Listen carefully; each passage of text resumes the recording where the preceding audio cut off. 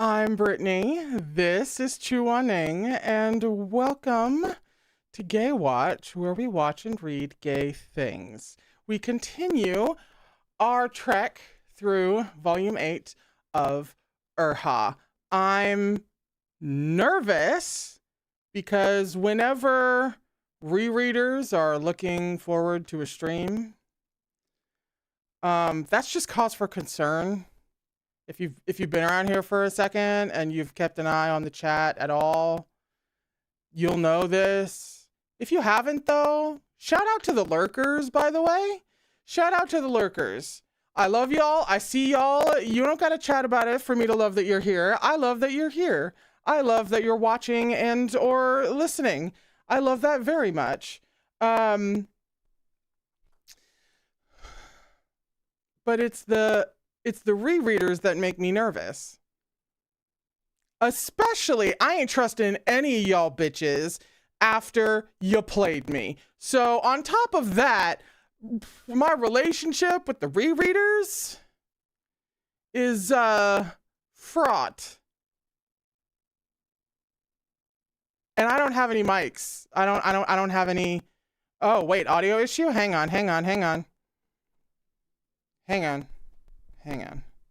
Let me do this. Did that help anything? Yay or nay? No, still? Hang on. Yeah, it's the cables will want to be plugged in just a certain way. Hang on a second. Let me reach over here. 1 second. Don't need that.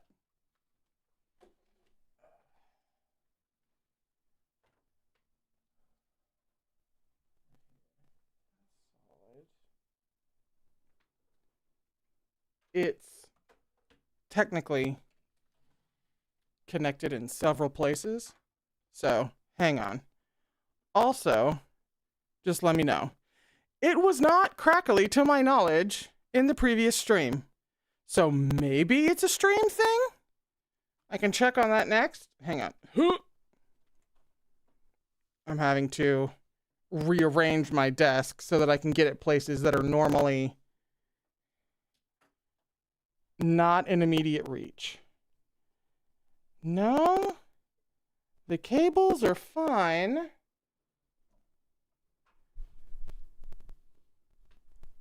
Yeah, the cables are fine. Yeah, see, it was fine last stream. Are we still shitty? Because if we're still shitty, then I am going to blame the stream and I'm going to dip out for a second. The stream shouldn't go away. But I'll see if just redoing it. Yeah? Okay. So, hold on one moment while I dip out really quickly. The break room audio was fine though, right? Very quickly. Because the break room audio being fine will inform me. Okay, cool. The break room is fine. All right. 1 moment, please.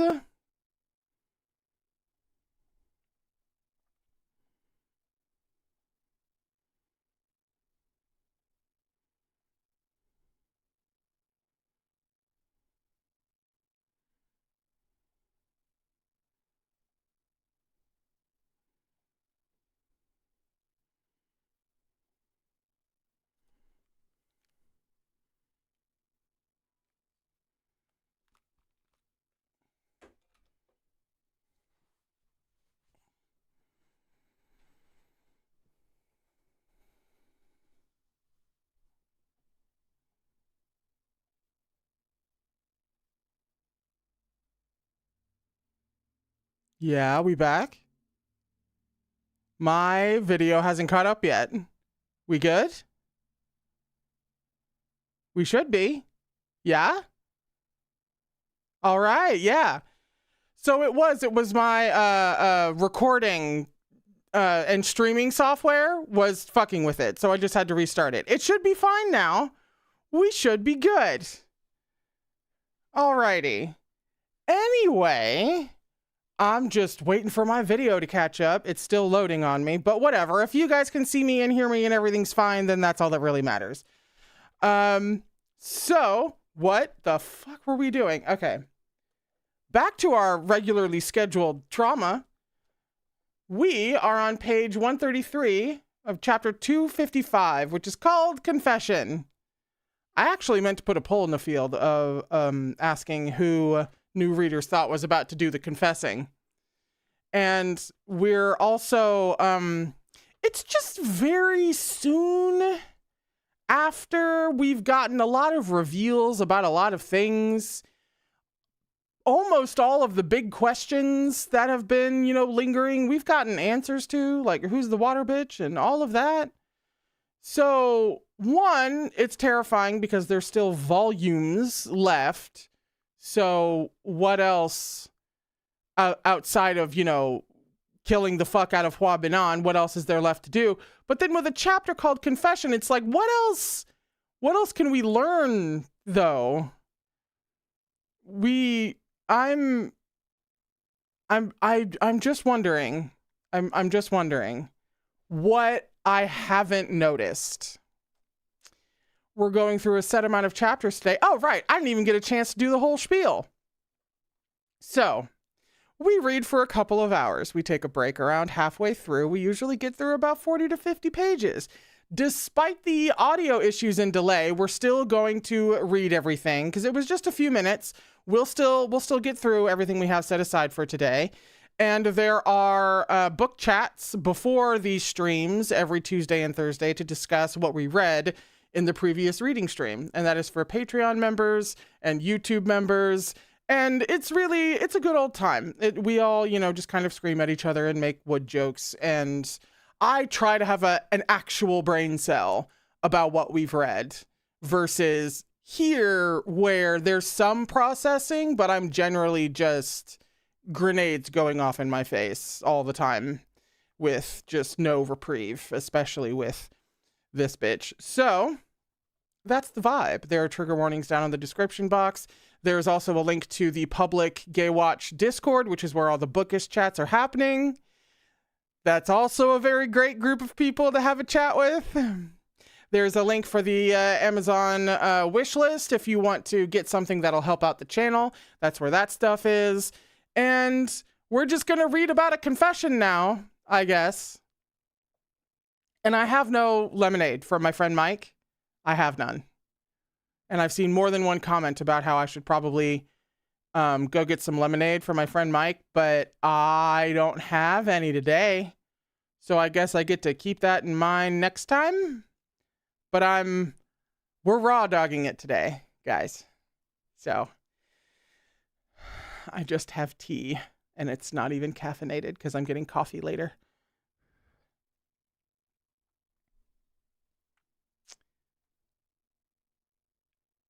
Chu Wanning didn't know how long the kiss lasted before Taishan-jun released him. He thought Taishan-jun had had enough. Really? You thought Taishan-jun had had enough? You have plenty of memories to go by now in which you know that is literally never the case. Only to feel their lips come together once more.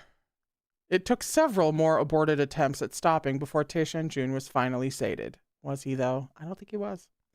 He licked his lips, black pupils fixed on Chu Wanning's face. It's you. You haven't changed. After all that had happened, there were too many questions to ask. Chu Wanning was still for a moment, then spoke up in a hoarse voice. Do you still remember the past? Of course. Do you remember how you died? Taishan-jun's face darkened. The 10 great sects joined forces and surrounded me. This venerable one was sick of it. Do you remember how I died? The storm cloud slowly cleared from Taishan-jun's brow, only to be replaced by a different kind of shadow. You stood in my way at Tashui Palace. This venerable one wouldn't allow it. Then do you remember how you came back to life after you died? Hua Binan revived me. How did he do it? Naturally, he Before he could explain, a strange blankness came over Taeshan-jun's face. He closed his eyes, but only for a moment. When he opened them again, they were clear and bright once more. Taeshan-jun knit his brows. What were you saying just now? He's got safety precautions programmed in. Of course he does. Why wouldn't he? Chu Wanning didn't reply. He had more or less guessed what Shimei had done to Taeshan-jun's body. A person's heart was the most difficult thing to control. After Mo-run had died, Shimei wasn't powerful enough to rule this revenant's turbulent emotions, and he didn't dare touch Mo-run's already fractured memories. He had thus opted to prevent Mo-run from defying certain orders by erasing the relevant memories. I don't want to give him any credit, but that's somewhat clever. This Emperor Taeshan-jun really was no more than a walking corpse. Chu Wanning closed his eyes. Eventually, his lips parted again as though to speak, but before he could get the words out, he tasted iron at the back of his throat and began to cough violently. Mo-run, he choked out between blood-stained lips. He raised his watering eyes. Stop working for him. You're just an empty shell. You should have been laid to rest long ago. He was cut off by another spate of coughs. His vision flashed dark, shattered memories threatening to engulf him once more. You should go back to the past. You've already entered your eternal rest. You don't belong here. That was in his head. He did not say that. But Chu Wanning didn't have the strength to say this, so thank you. His lips twitched one last time as his awareness began to fade. The last thing he saw was Taeshan-jun's frowning face, his pallid, handsome features tense with worry as his lips formed a name. Chu Wanning. He hazily heard Taeshan-jun calling to him, just like in the past life. Wanning. He closed his eyes. The agony of his souls knitting back together rushed up again, and he knew no more. Many mountains away, the leaves rustled in a forest in Sichuan. In recent days, misty rains had fallen continuously over the region.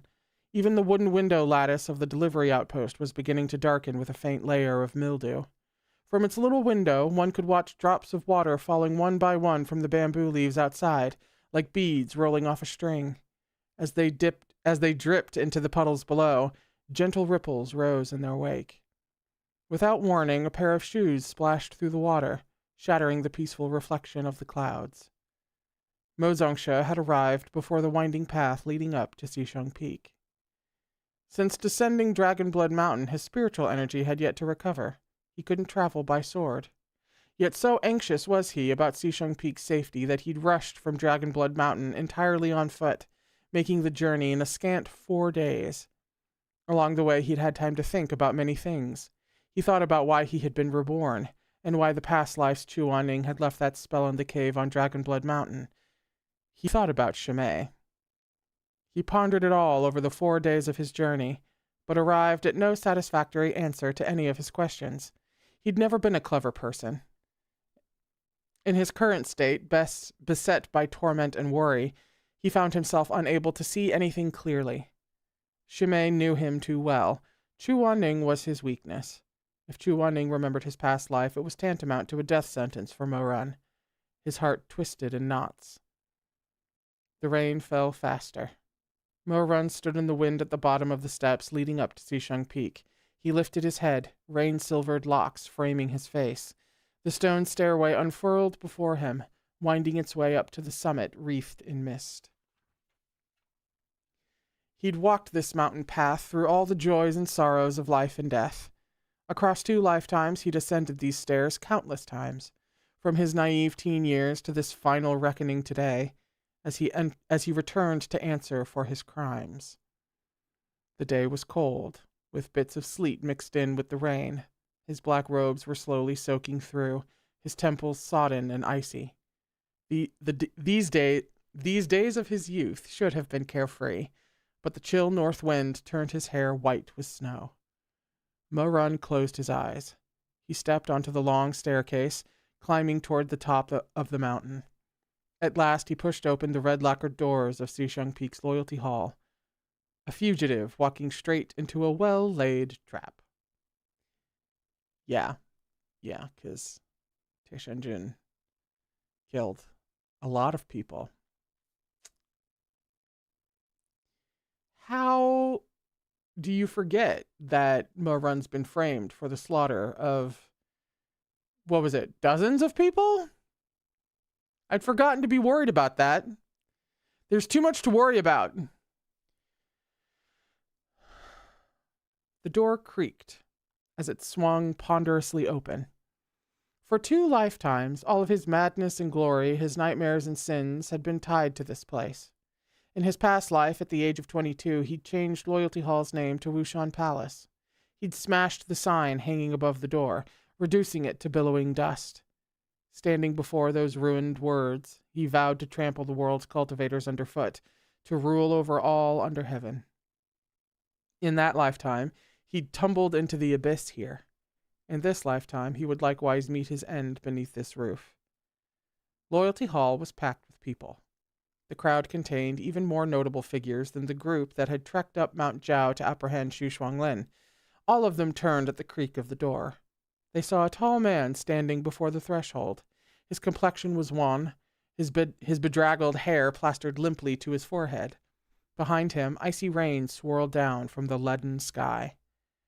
Nobody had expected Mo-run would appear so suddenly.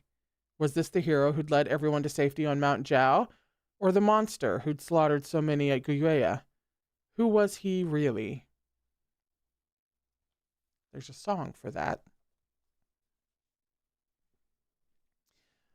For a moment, no one spoke.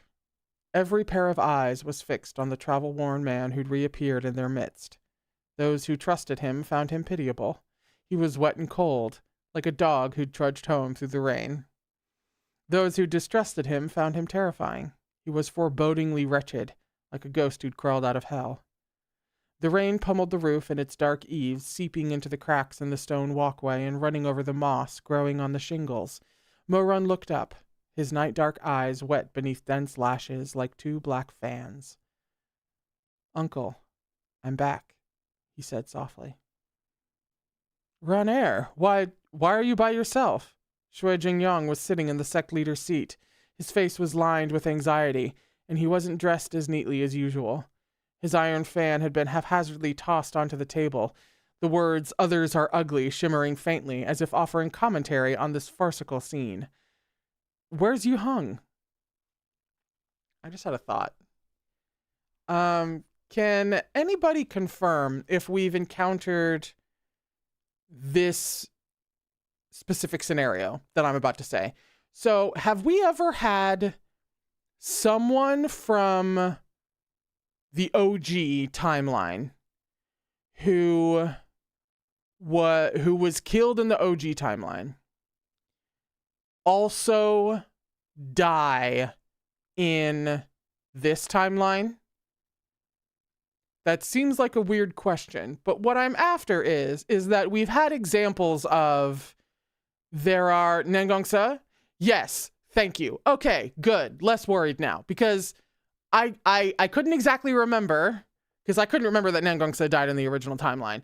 My concern was that we'd had examples of, people in the OG timeline who were wretched are now for the better, and vice versa. And we've had those examples. And so I was worried for Shui Jingyang there for a second. If we had yet to cover the sometimes people die in both timelines and things change and things don't, and sometimes things don't, So I like that we've checked that box. That makes me feel a little bit better. Mo-run took a step into the hall. He was like a drop of water landing in a pot of roiling oil, sending up a raucous splatter. Almost everyone simultaneously drew back from the doors. "Mo-run, you monster, the nerve of you to show your face now. You killed so many at Guiyue, yet you dare return here." Mo-run ignored these shouts. He'd heard news of the bloody massacre at Guiyue on his way to Xisheng Peak. He knew better than anyone that Taishanjun was deranged. What were a few dozen lives to him? Even the deaths of 100 or 1,000 hardly tipped the scale. To his mind, all the world's inhabitants amounted to no more than a swarm of walking corpses. Tisha and June would think nothing of slaughtering all of Guyuya. Lunatic, you and Hua Binan are working together. What are you trying to pull? The best fighters from every sect are here right now, and the master of Tianyin Pavilion is on her way. No matter how slippery you are, you won't be able to worm your way out of this one. You really had us, Mo-Run, playing the hero one moment and the villain the next. Do you think your schemes will succeed if you confuse the hell out of everyone? You're despicable. Accusations and taunts rushed toward him like a tide, faces etched with fury pressed in. But Mo-Run ignored them all as he continued forward. By now, he'd understood what Hua Binan intended for him. Hua Binan, for Mo-Run didn't wish to call him Shimei, had dug a grave for Mo-Run. He'd already inscribed his name on the tombstone. Hua Binan was certain Mo-Run would jump into the grave of his own accord. The instant Chu Wanning remembered the events of the past life, Mo Weiyu had sentenced himself to death. He was beyond saving. Everything was over. Is Mo-Run about to confess something? Is he going to confess to this crime that he didn't do? No matter how many masks you wear, the heroes assembled here today will expose your true face. We'll send you to Tianyin Pavilion for sentencing. The crowd shouted and jeered. Over and over, their most frequently repeated refrain was Tianyin Pavilion. Mo-Run hadn't expected Hua Binan to involve Tianyin Pavilion. Was it coincidence? Or part of a larger plot? The lofty Tianyin Pavilion was an ancient sect established in the cultivation realm thousands of years ago. Their first leader had been the son of a god and a mortal, and the mantle of the pavilion master was thereafter passed down through his bloodline. Although the divine blood flowing through each new master's veins grew thinner with the generations, their spiritual energy remained bountiful. Tianyin Pavilion did not often meddle in mortal affairs, but just as commoners believed in the power of cultivators, so too did cultivators believe in the righteousness of Tianyin Pavilion. The longer any authority was enshrined, the harder it became to overthrow. Write that down. In the past life, Taishenjun had aspired to rule all the vast lands of the realm, but he'd left Tianyin Pavilion untouched. This maneuver of placing Mo-Run's sentencing in the hands of Tianyin Pavilion was an astute one. No one would, or could, challenge the verdict. The noisy crowd parted before Mo-Run as he walked down the palya-embroidered carpet. When he reached the front of the hall, he came to a stop. With this single word, the hubbub died down. Everyone trained their eyes on him, many of their stares hateful and wary. They were waiting for him to talk back, to panic, to misstep. They were craning their necks in anticipation, ready to throw themselves at this evil monster and tear him to shreds. They didn't know if this man was good or evil or what precisely he had done, but they would rather kill the wrong man than let him go. They would stop at nothing to, "I've come to confess my crimes." Also, Mo-Run and Wei Wuxian could have a real bonding moment over this. Like with that last paragraph, were we in Modao Zuche for a second? Like, what's going on? A hush fell over the crowd, a fuller silence than before. The assembled cultivators were like soldiers sharpening their sabers amidst the thunder of war drums and savage cries of battle, only to receive the sudden news that the enemy general had killed himself in his tent rather than fight. How utterly absurd. What did he say? It was a moment before someone finally reacted. Unable to believe this villain would admit his guilt so easily, one woman quietly asked her neighbor, "Did he say he's here to confess his crimes?" Lashes lowered, Mo-Run knelt before his aunt and uncle and a deathly pale Shui Meng. The hazy lamplight fell upon his handsome, gaunt face. He intended to bare his neck for the executioner's blade, yet he was also unwilling to comply so readily with Hua Binan's schemes. Before his own reckoning came, there was one more thing he needed to do. He hadn't much strength remaining, but he would exhaust it all to protect the man he'd never be able to protect again. Mo-Run began to speak, slow and somber. My hands are indeed covered in blood. Because of a personal grievance, I killed many people. For years, I've wanted to repent, but my crimes are unpardonable. Chu Wanning has already learned of this manner. I wish to lay bare my wrongs before you all today, and also to make another declaration. He's confessing to the crimes he committed by confessing to a crime he didn't commit.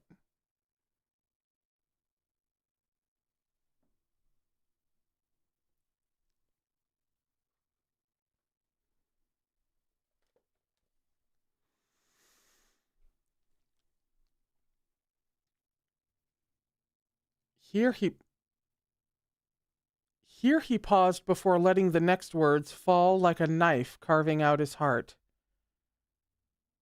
Chu Wanning and I are no longer master and disciple.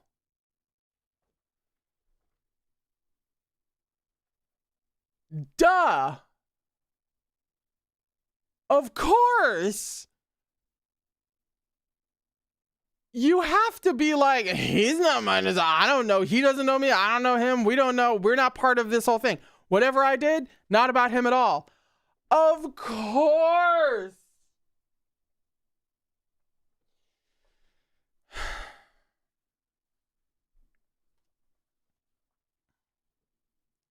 Most of the crowd gaped in astonishment. What's going on?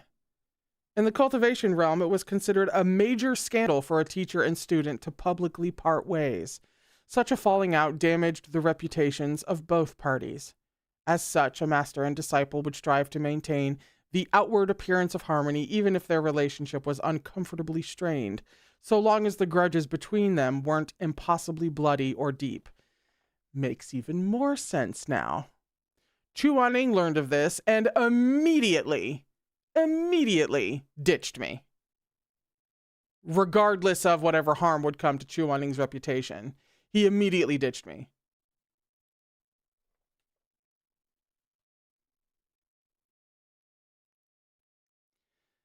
Once the initial shock passed, many began to mutter among themselves. Weren't they getting along just fine before? What changed so suddenly? He'd better not be trying to trick us. Look at him, it doesn't seem like he's faking. Did something happen on Mount Jiao? It's possible Chu Wanning doesn't seem to place much value in his disciples. When Hua Binan captured Ximing Jing, didn't he dawdle instead of rushing over to save him? Ximing Jing was blinded. If I were his disciple, I'd be disillusioned too.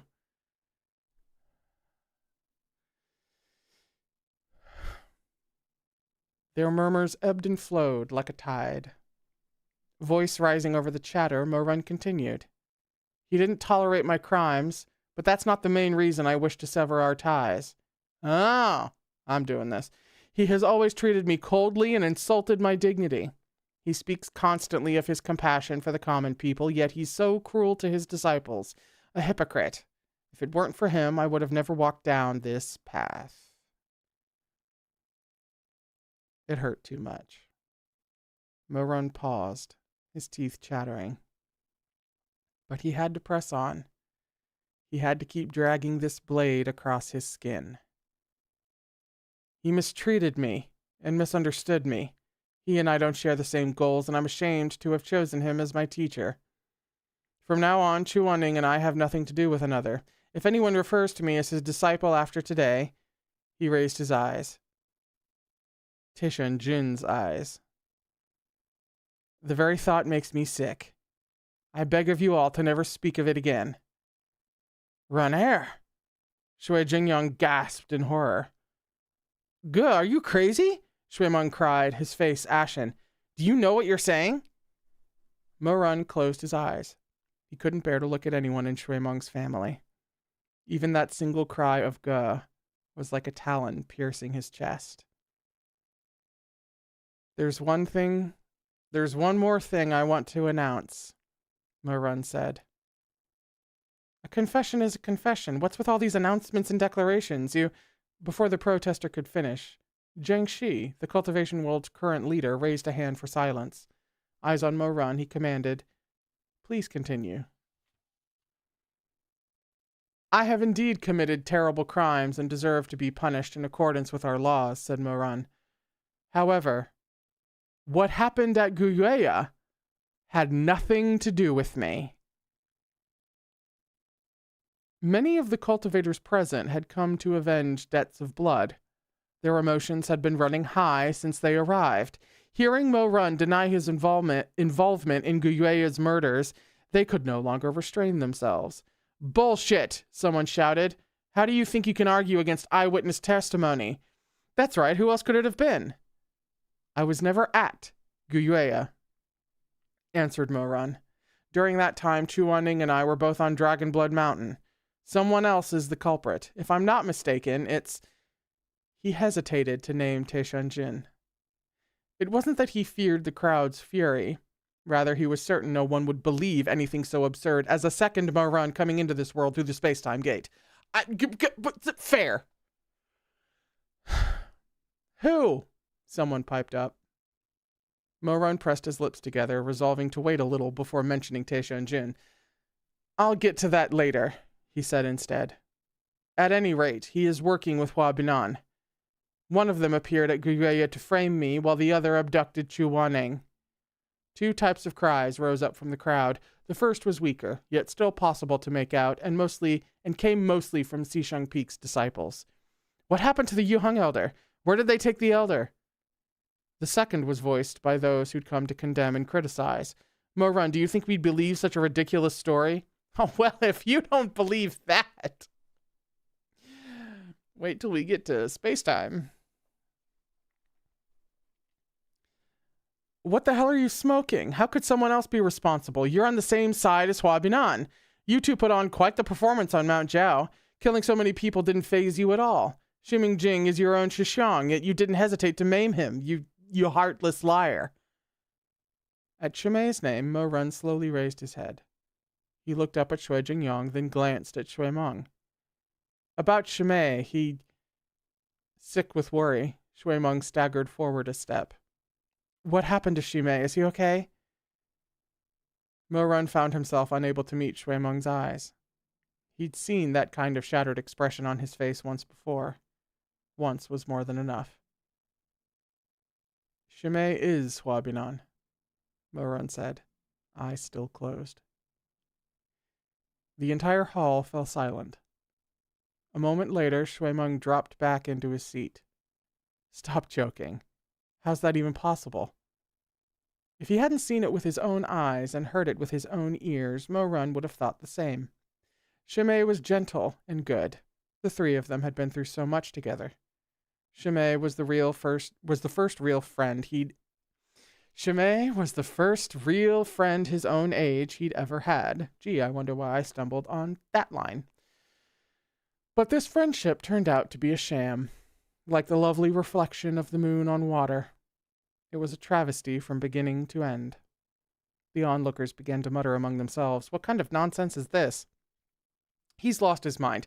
How could that little cultivator be the world's foremost medicinal sage? If Shimei was Hua Binan, why would he help us with the heart tunnelers on Mount Jiao? One of the people Shimei had rescued was deeply grateful toward their savior.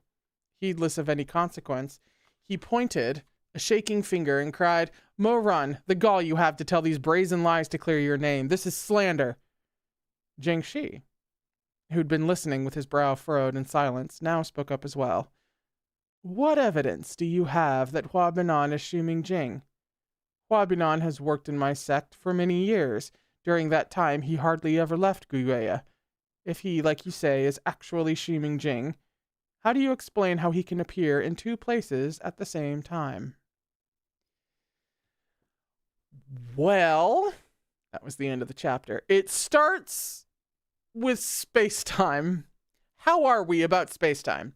How do you feel, Jiangxi, about forbidden arts being used to staggering and devastating effect? Just vibe check, Jiangxi. Oh, Lord. It's the start of a new arc, because there's a banner on this chapter. We're on page 145 for chapter 256, which is called Trials and Tribulations.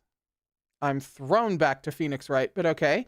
And this arc is called Tianyin Pavilion. If this is like a whole ass arc, that was all previously the Dragon Blood arc, mind. So if this is Tianyin Pavilion, what the fuck goes on in Tianyin Pavilion? That we need to name a whole lot.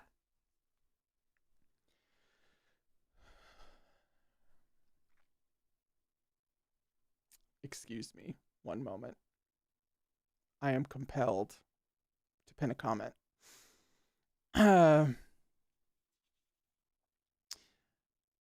Hanlon the Sage spends most of his time in his pill refining workroom and rarely makes public appearances.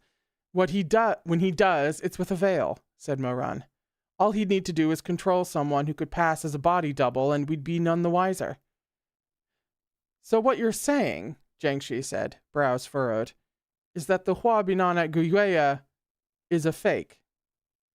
Not always. The real one and the fake one might have switched places as needed. To do that, Ximing Jing would need to be able to wield the Zhenlong chess formation, Jiangshi said, following his line of logic. Our medicine master lacks the spiritual strength necessary for such a technique. Zheng Zhenmen is not wrong. The Zhenlong chess formation does require a prodigious amount of spiritual energy from its wielder. Hua Binan might know it in theory, but be unable to use it himself with his weak spiritual energy. That's why he needed Xu Shuanglin. That makes no sense, Jiangshi said, with a shake of his head. Xu Shuanglin called the person behind the scenes an ally. He was unwilling to betray them. All the way until his death, he refused to reveal his co-conspirator's identity. If, as you say, Shimei is Hua Binan, then Xu Shuanglin would have recognized him. But if that's so, when Hua Binan destroyed his rebirth array, why didn't Xu Shuanglin turn on him? Because Xu Shuanglin had no idea that Shimei and Hua Binan were one and the same, Moran answered. Master Xuanjing, the abbot of Wubei Temple, stroked his beard. They must have been working closely together. How could Xu Shuanglin not know something so important? Xu Shuanglin considered Shimei a friend, but there's no way Shimei held him in the same regard. To him, Xu Shuanglin would have been nothing more than a piece on a chessboard. Moran thought it over. Back when Hua Binan was injured on Mount Jiao, he removed his veil to reveal a disfigured face, with a raised, spiny texture to the skin. In retrospect, that was likely some kind of sophisticated skin mask. Perhaps Xu Shuanglin only ever saw the original face of this friend of his, that is, Shimei's face. He wouldn't have made the connection between Hua Binan and Shimei on sight alone. He died never realizing he'd been set up, used by someone he considered a friend. He never knew the truth. So according to this theory, Jiangshi said, when Ximing Jing and Hua Binan were both on Mount Jiao at the same time, one of the two was actually a Zhenlong pawn. That's my guess. But there's another possibility. What? Moran shook his head. I'll come back to it in just a moment. Yeah, you should probably put another pause on space-time. Let's say Mo Shiju's first explanation is correct, Master Xuanjing said. This humble monk still feels there's something we're missing. Why did Hua Binan disrupt Xu Shuanglin's rebirth array?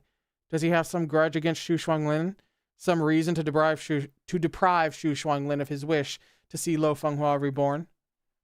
Moran sighed. Does the great master recall what Xu Shuanglin's array turned out to be? The old bald donkey shook his head, taken aback. The rift that appeared wasn't rebirth, Moran explained. In fact, Shimei didn't actually teach rebirth technique to Xu Shuanglin at all. There's literally just a in the dialogue. He was lying to Xu Shuanglin the entire time. Xu Shuanglin made all that effort, believing he was planting the seeds for his rebirth technique, but all he did was grow a garden for the use of Hua Binan and his weak spiritual power.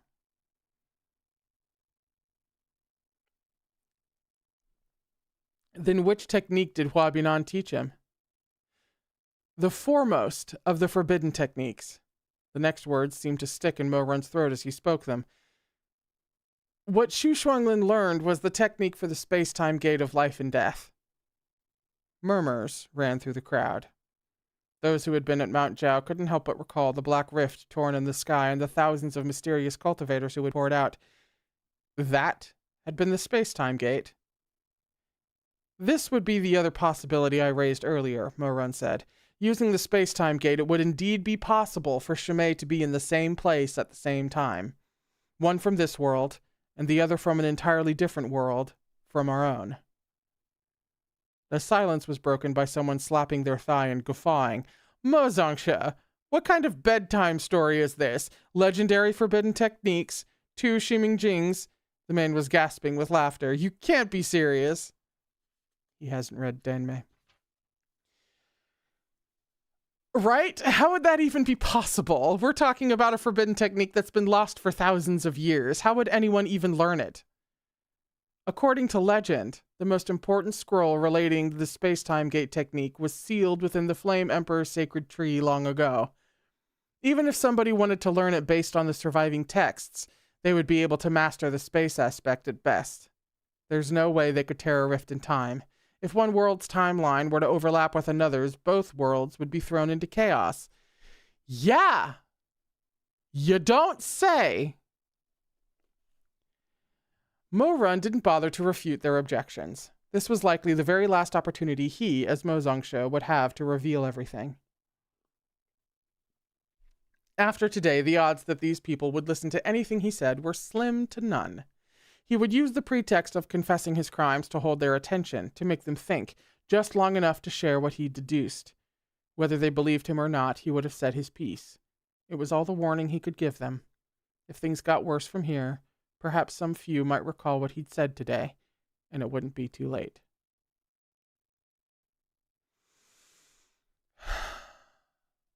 Just when I think I've gotten used to growth and healing behavior from Mo-Run. No, it comes back. It all comes back.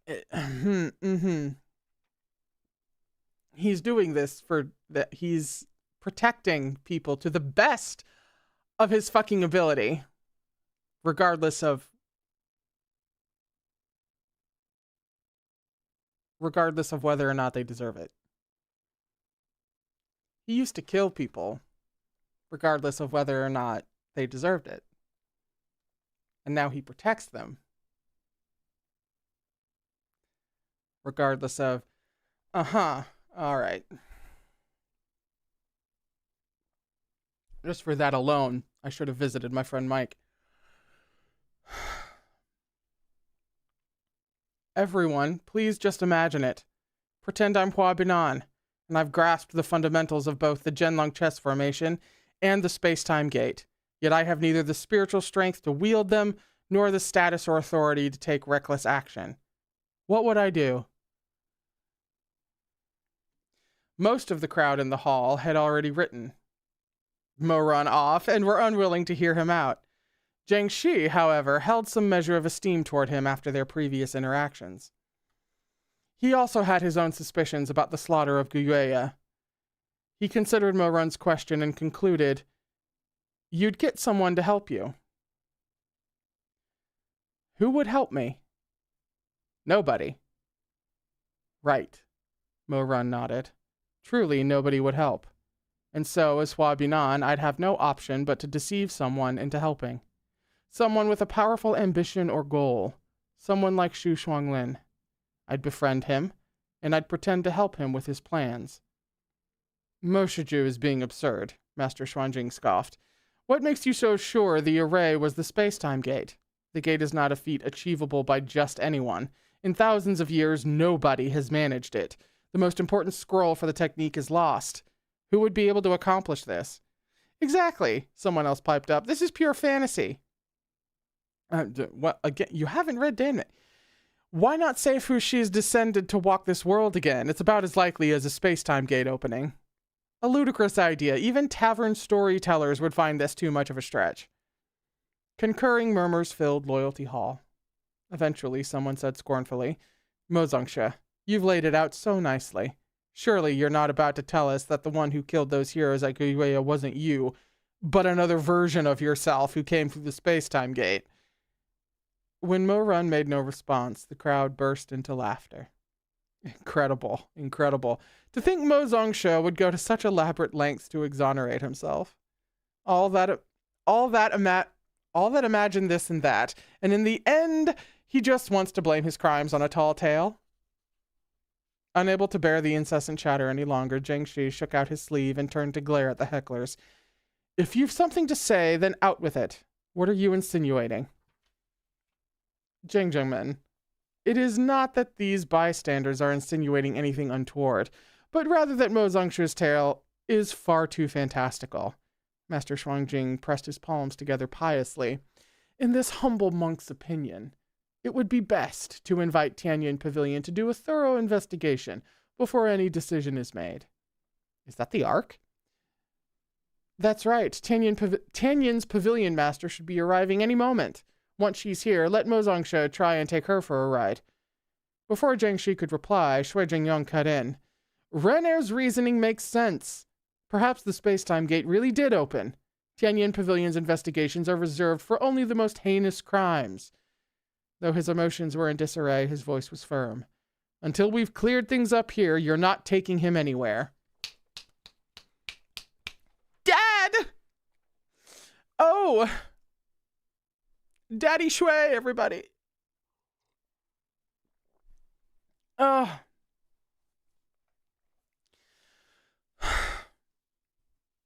That's right. A Xingsheng Peak disciple stepped forward. When things were at their worst on Mount Jiao, it was Mo Shishang who saved you. Would you be standing here today if not for him? If he really wanted to destroy the cultivation realm, he could have just left us trapped on Mount Jiao. Well, Master Shuangjing sputtered. It's true, another person chimed in. Back then it was Mo Zongsha who opened the way. If he wanted to kill us, he could have done so right there. His good deeds are helping him out?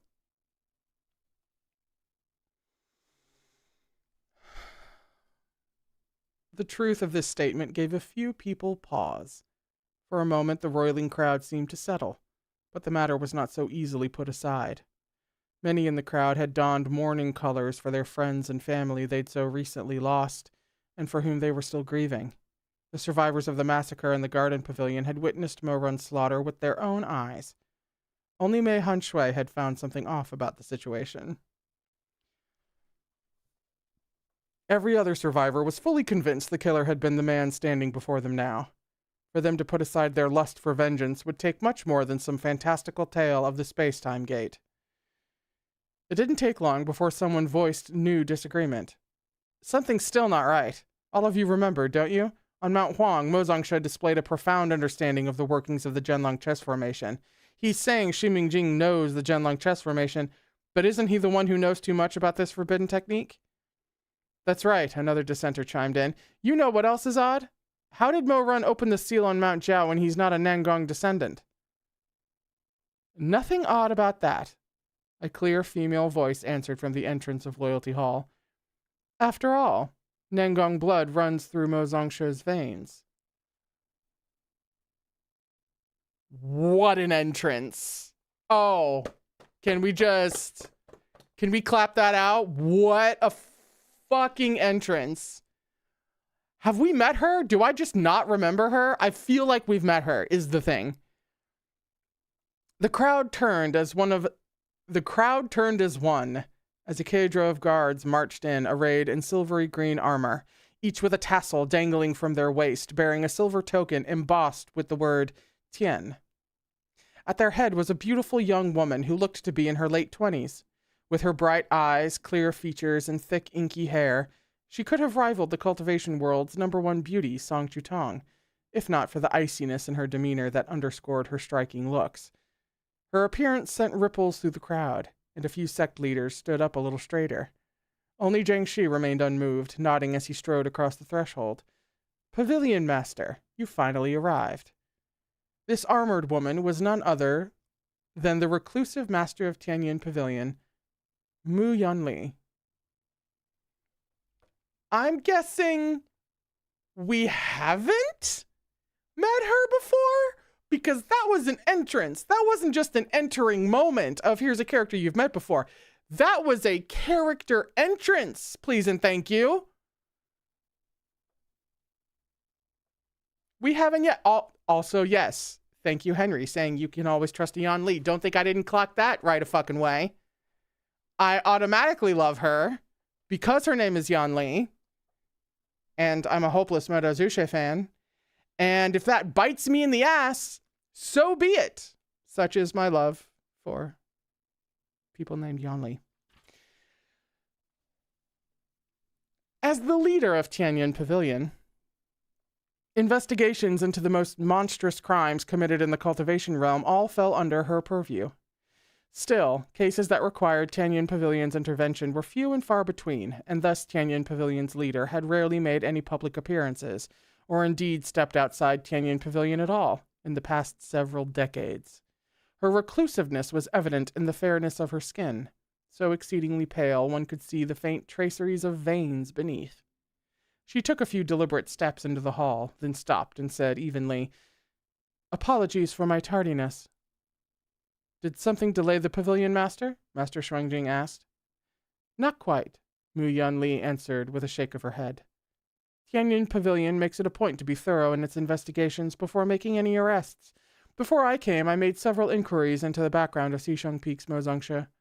Her almond eyes were cold as she regarded Mo-Run, red lips parting around her next words. "These inquiries unearthed a rather complicated web of connections between this Mozongsha and a long, cold case in Xiangtan." Everyone exchanged confused glances. "What long, cold case?" someone asked. But Mo-Run had gone pale, his palms clammy with sweat. He'd never expected this to come back to haunt him. Mu Yanli cast a cold glance over at the man kneeling in the front of the hall, her words falling like an executioner's axe. "Mo Shenjun, let's cut to the chase. You and I both know what happened in your past. Would you like to confess to it yourself, or shall I call in the witnesses?" Mo-Run closed his eyes. "I'm not remembering this immediately. If I'm supposed to be. In the early days, after he'd just been reborn, he'd known that if he truly wanted to live freely, there were certain people he would need to get rid of, or he'd risk regretting it later. At the time, he had neither power nor opportunity to do so. Later, when he had both the power and the opportunity, he was no longer inclined to take another's life for his own selfish reasons. After all, in the past life, he'd killed more than his fair share of people, either to conceal his past or to keep bargaining chips in his hands. Mu Yanli spoke into his silence. "It appears Mozongsha does not wish to confess." Undisguised scorn twisted the cold beauty of her features. Shaking out her sleeves, she turned to face the crowd. Her voice was bell clear, resonating through the crush of assembled cultivators. "Then it falls to me. Heed my words. Before this famed Zongsha entered Xisheng Peak, he had already taken more than a dozen lives. This vile, despicable monster should have long been brought to justice." "What?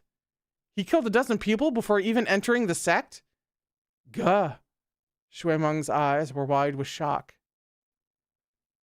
Did... If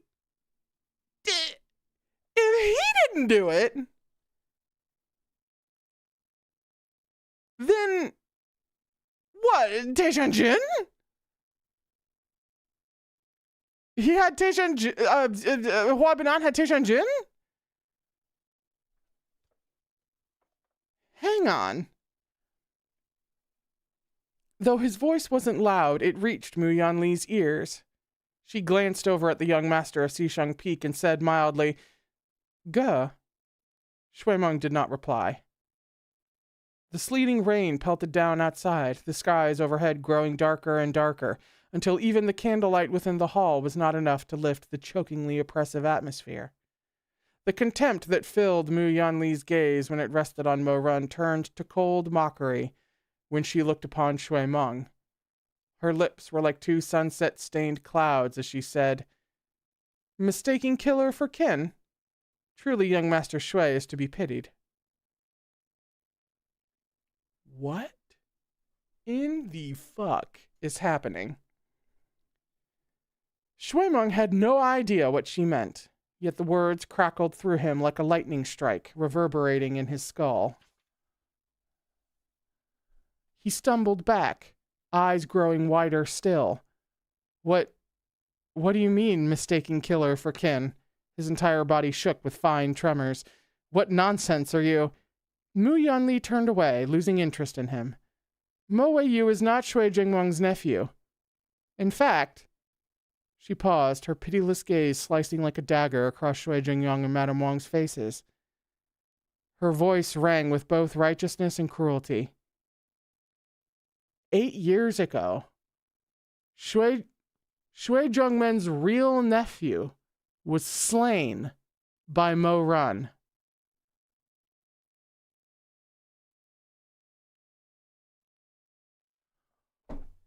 What? That's the end of the chapter. What do you mean?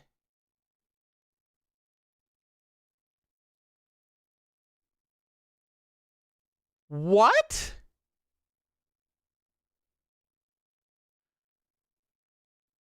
What? Not somebody making me laugh about Yan Li right now. What are you saying to me? It's after 4. We have to take our break. We're on page 155 for chapter 257, which is called Goddess of the Riverbanks. I'm assuming we're gonna get more information when we come back. But how? Who? What? I'm going to pause my entire being and nervous system until I get back with reheated tea. And all right. So we'll just be back in just a few minutes.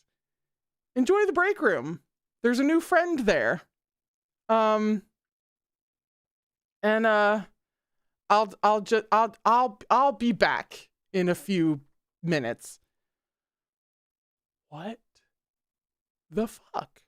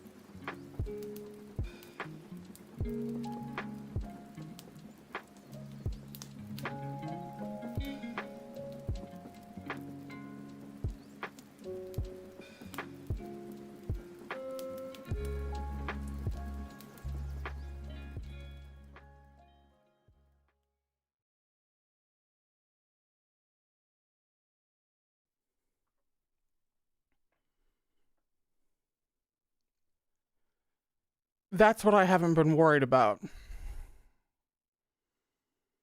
It was the Nangong thing. I hadn't been thinking about that. And here we are. So do you mean to tell me, just so that I'm on the same page, this is what we're dealing with? We're dealing with something that Mo Run did before he was reborn, before Volume 1 starts. This is something he did before then, as in before any kind of flower was planted, anything like that. Anything like that? That's what I'm picking up. Yeah. Yeah. So he has actually done something. And we just went to the...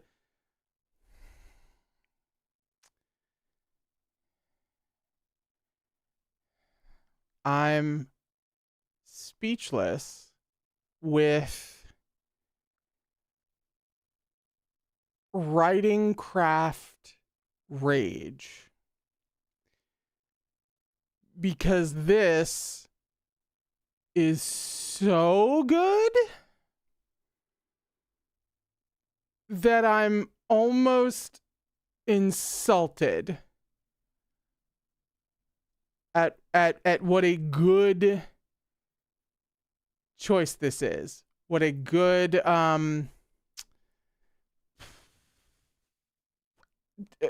aspect to bring into this. All right. All right. All right.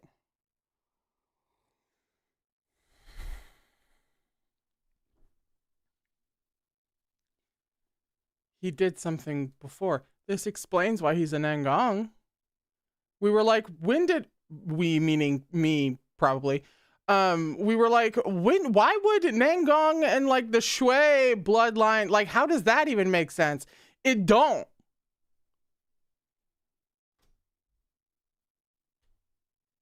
It's because there is no bloodline related to Shui Jingyang. He's just an Nangong. Who did he fight? Was it like a plan to... Is he just assuming someone's identity? In which case his name isn't even Mo Run, which like I don't even want to... Because then he would have to, you know, kill the person who he was taking the place of, which he already alluded to, having to kill the people who would know too much.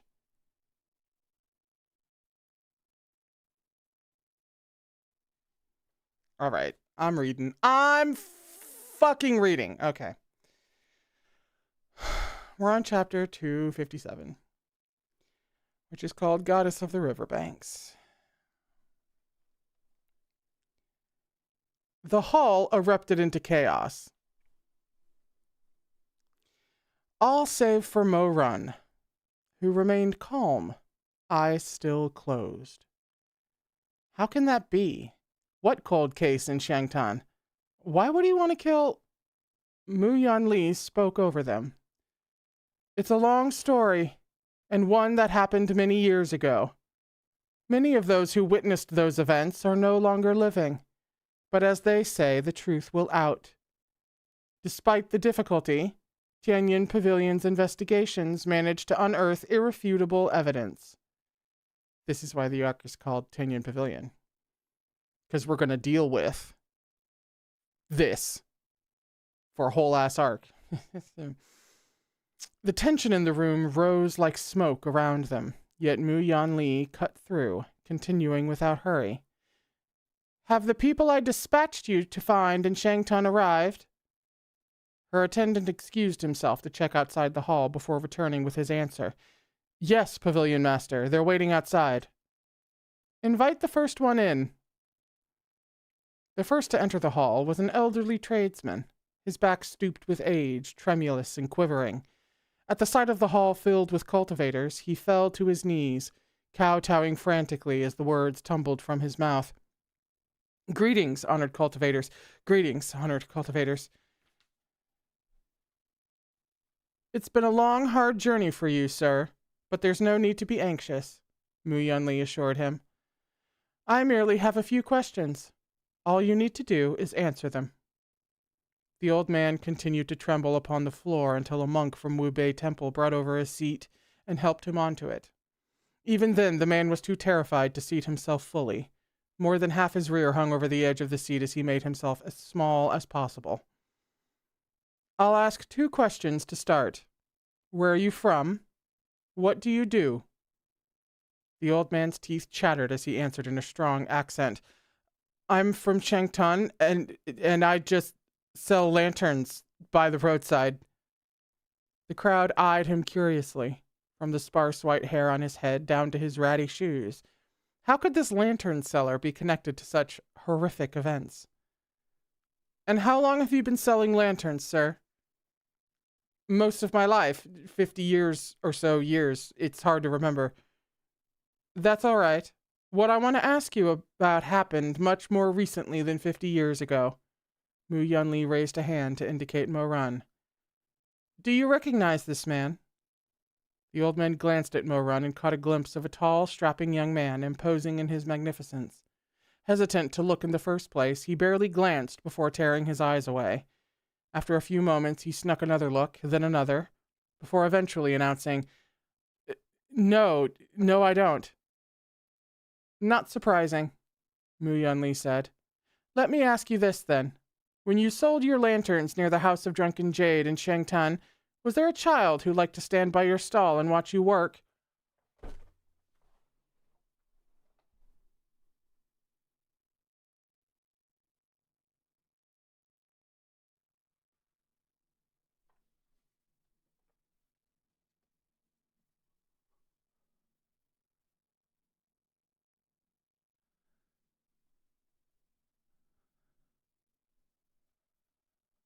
The old man's memory of this was as sharp as his eyes were rheumy. That's right, he said, nodding away. The child who came nearly every night. He loved to watch me make my lanterns, but he was too poor to buy one for himself.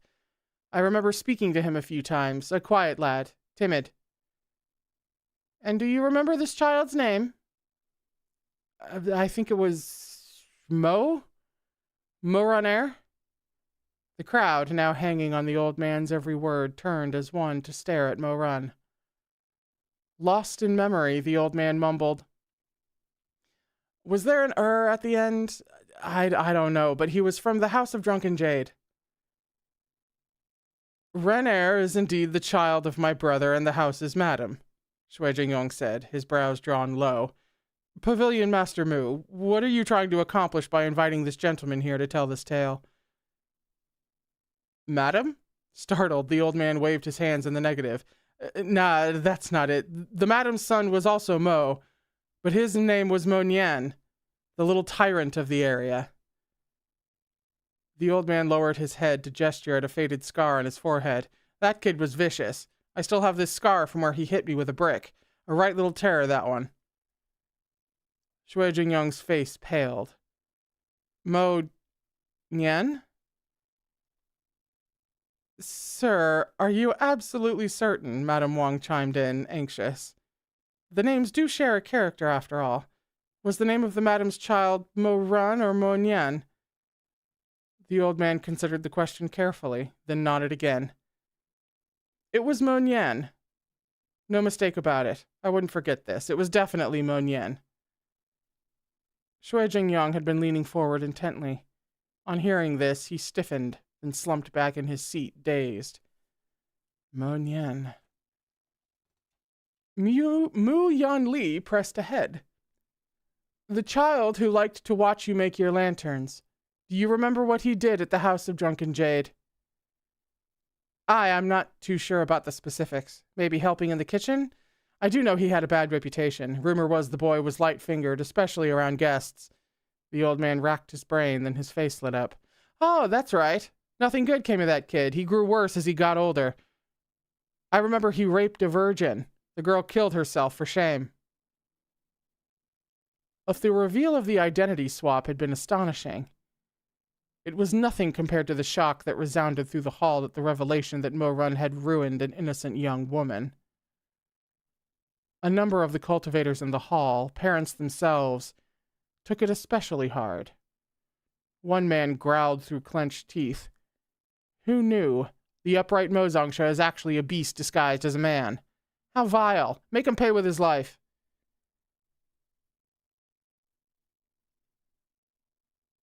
Mo-Run said nothing, silently watching the old tradesman. In his previous life, the bloodbath he'd made of the cultivation world had caused Tianyin Pavilion to step in as well. Back then, this very same old man had been brought forward by Mu Yunli to identify him. And what had Mo-Run done back then? He'd laughed in their faces, uncaring. He'd turned to Shui Jingyang and Madame Wang, the mirth on his face twisting into a sneer. And, he'd said, do you hate me? Detest me? Will you turn on me, just like my good Shizun did? Gonna tell me I'm vile by nature, beyond remedy?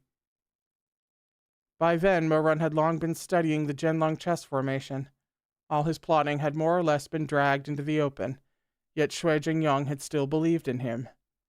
Only after hearing the man's tale did Shui Jingyang jump up, so enraged he was ready to spit blood, his tiger-like eyes bulging and teeth bared as he shouted, "Bastard! You bastard!" The word bastard drew another guffaw from Mo-Run, deranged in his delight. He laughed so hard the corners of his eyes began to mist with tears. Raped a virgin. Shui Jingyang believed he'd done that. Shui Jingyang seriously believed he'd done that. Mo-Run's laughter had wrenched to a stop as he relinquished the last of his hope. His handsome face distorted like a candle melting into a warped mess of wax. That's right. I committed every single one of those terrible crimes. I killed your nephew. I sent that pitiful girl to her death. And so what if I did? If Uncle wants to act as judge and jury, just go ahead and kill...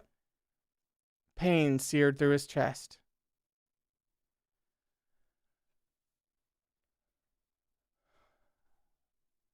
Shui Jingyang was an impulsive man. Before Mo-Run had finished his sentence, he was already lunging forward, tears of hatred bright in his eyes, the sharp edge of his fan slicing across the skin above Mo-Run's heart. Mo-Run had frozen where he stood. Then the corners of his mouth lifted. He lowered his head to look at the fresh blood dripping from his chest, then sighed. Uncle, you've raised me for so many years now, yet you doubt me. Shut up!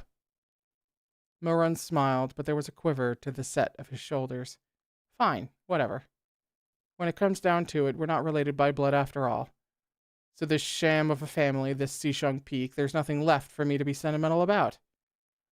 Blood splattered hot and crimson across his face.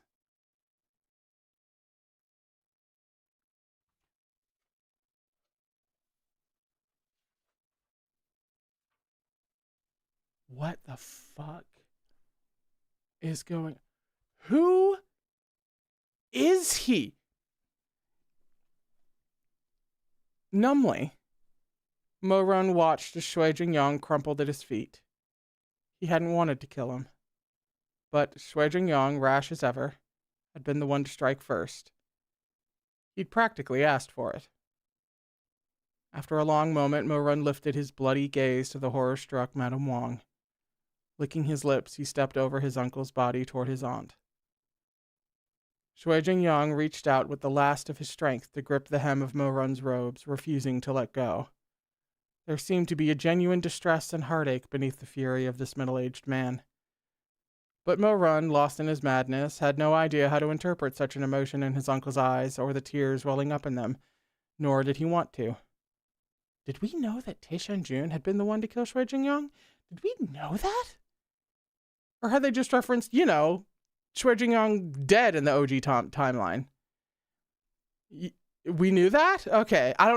This is like, it is, we are back in when this happened in the OG timeline, etc. But like, seeing it up close regardless, not great.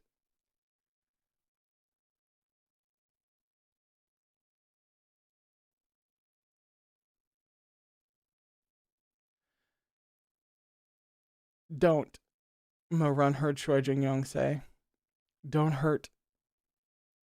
She's a witness. I can't let her go. Mo Run's voice was calm, even amiable. At least Shui Meng's not around. In exchange for all those years you spent raising me, I'll spare his life. What could Madame Wang do against Mo Run? She couldn't fight him. She could only weep and repeat her husband's words. Bastard. As the blade slid in and blood spilled out, as her consciousness faded, as she looked at Mo Run for the last time, she mumbled, Erha. Why? In truth, Mo Run's hands had trembled, unsteady as he'd stabbed her. When he pulled out the dagger and looked down, they were slippery with blood. The dagger gleamed filthy and crimson in his grasp, still warm, but the warmth soon faded to nothing. Just like his home, like every single person he could call his kin, he'd lived with an undercurrent of unease all these years. Deep down, he knew Shui Meng, Shui Jingyong, and Madame Wang. None of them were related to him. Their real nephew had long died at his own hands.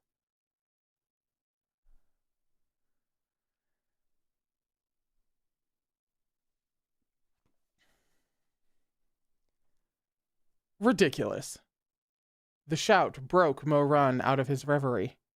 His head shot up, but in his confusion, he looked left and right before realizing it was Shui Jingyong who had cried out, I've raised this kid. I know better than anyone. There's no way he'd do that to a young maiden. This is a blatant lie. Mo Run stared, stunned. A strange, acrid bitterness surged in his heart as he closed his eyes, lashes trembling. It was different this time. Between these two lifetimes, so much was different. The old craftsman was so startled he tumbled off his seat and began to kowtow, knocking his head against the floor. No, I'm not lying. Shanjun, please calm down. I'm not lying. He was but a pitiful craftsman, completely out of his depth. To be shouted down by a sect leader so alarmed him that his complexion went a muddy gray, he couldn't even stammer out a full sentence. Get out! Shui Jingyong's low command held a leashed fury. When the old man didn't move at once, it was followed by a sharp, out! The old tradesman finally scrambled up, but was stopped by men from Tianyin Pavilion. Trapped, he dropped to the floor, shivering, and mumbled over and over, What the hell? Why is this happening? Shui Zhengmen, Mu Yunli warned, kindly keep your temper in check. Sir, there is nothing to be afraid of. Tianyin Pavilion only seeks to right wrongdoing. We do not stoop to making false accusations or harming innocents. Helping the man up, she gestured. Please, sir, continue. I don't know what else there is to say. The old man was well and truly frightened. He didn't dare continue reminiscing. Shinjin, venerable monks, I beg you all to let me go. I really have nothing else to say. My memory's terrible. It's really, really terrible. Amidst this deadlock, Mo Run, who had been silent all this time, suddenly turned to Shui Jingyong and dropped into a deep kowtow. His reaction left no doubt in anyone's mind. Erha. Shui Jingyong and Shui Meng were both speechless, unable to manage a single word. That soft, disbelieving murmur had come from Madame Wang. Back on Mount Jiao, Mo Run said, I said I would tell Uncle about everything once we got back. I never expected things to turn out like this. His gaze was serene, so serene it seemed almost hollow, as he continued to speak into stunned silence. Pavilion Master Mu, I assume you've gathered evidence and witnesses over the past few days. There's nothing much left for me to say, is there? Yes, that's right. I'm not the second young master of Xisheng Peak. His next words drifted into the hall on the back of a soft sigh, feather light. My father is the city lord of the 9th city of Rufeng Sect's 72 cities, Nangong Yan. Who the fuck is Nangong Yan? I figured this made him like a direct descendant, some Rufeng, you know, super rich peopleville. I assumed that was he was a member of that. Remind me of Nangongyan specifically? Because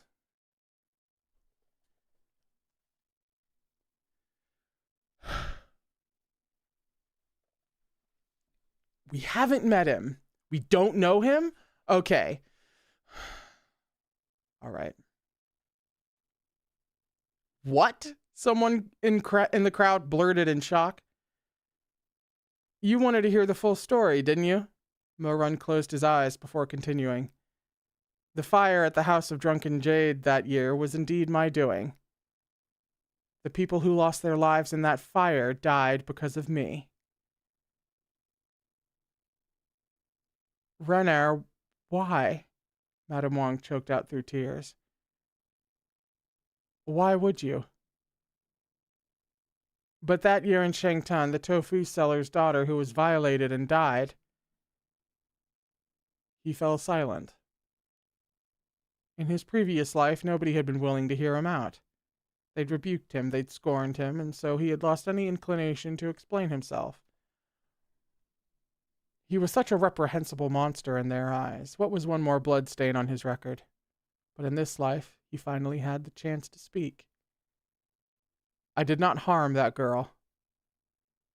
Loyalty Hall was silent as a tomb, all eyes fixed on Morun as they waited for him to continue recounting those bygone events whose truths had been lost to time.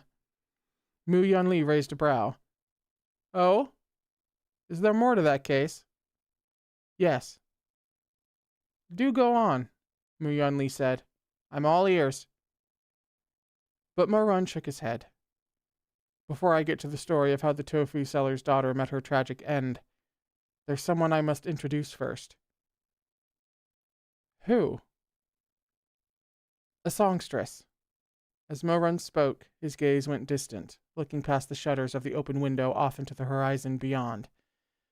In those days, there was a pair of pipa players in Shangtan. One was named Shunfeng Ro and the other Duan Yihan.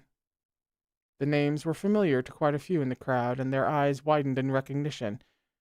Shunfeng Ro, Duan Yihan, those famous pleasure house musicians. Yeah, I remember their names. Oddly. That's them, I remember. The two musicians from Shangtan, hailed as the twin goddesses of the riverbanks. The fucking after their hometown's geography.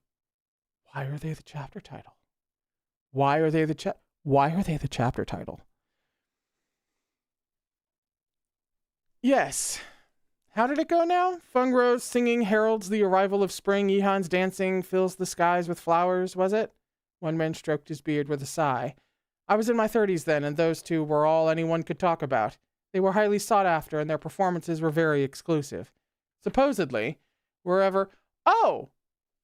Art of the goddesses. It's beautiful. Hang on.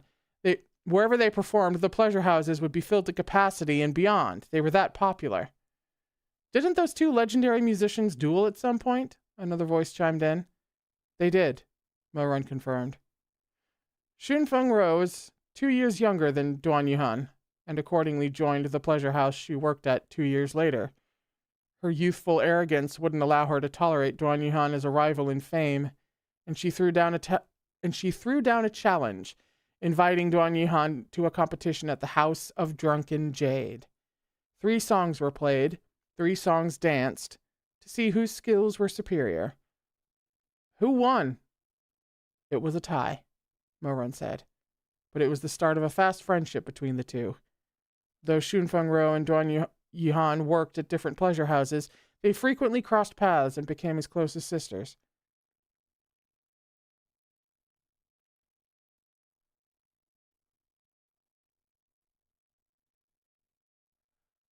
One impatient listener cut in. What's all this got to do with anything? Why bring these women up now? Morun flicked a glance over at the speaker, then said, Duan Yihan was my mother.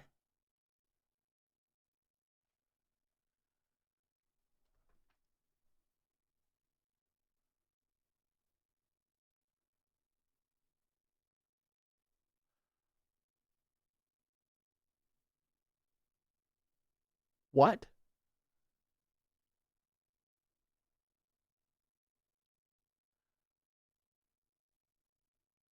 What?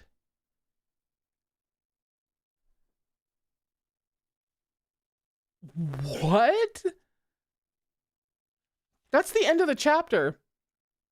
We're on where the heck are we? We're on page 167, chapter 258.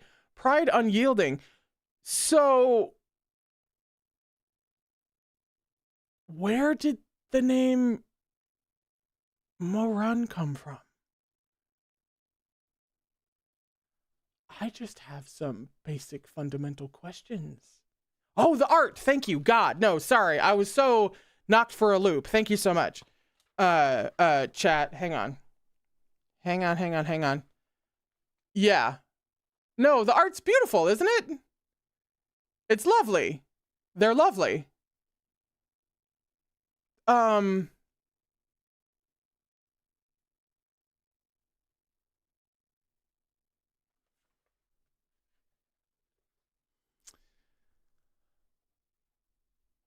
gonna let them finish.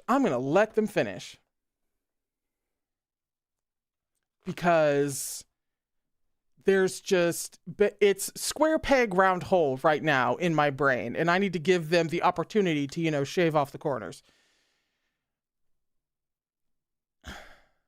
His declaration was met with shocked silence. The mere sight of Duan Yuhan stepping out with her pipa in her arms cost extravagant sums of silk and coin. That celestial goddess of music was Mo Run's mother. My mom happened to cross paths with Nangongyan, the ninth city lord of Rufang's sect, in the entertainment houses. He had some skill at poetry and song, as well as a silver tongue and good looks to boot. Mo Run paused. My mom made the mistake of falling for him. Shui Meng shook his head. How could this be? He murmured. In what world would Nangongyan refuse a beauty falling into his lap? But he was mindful of his rank and status and didn't dare reveal his true identity to a songstress. He told my mom he was a businessman from Linyi who was visiting Shangtan. They were lovers, after all. If they spent their days together, how did your mom not find out? Mo Run scoffed. If she did, many things would have been different. Nangongyan was a consummate liar, and he was only in Shangtan for a short while. My mom had no time to discover the truth. While he was there, a letter came from Linyi. As soon as Nangongyan received this mysterious note, he left Shangtan in a rush. Did your mom not ask where he was going? He left in the middle of the night without even saying goodbye.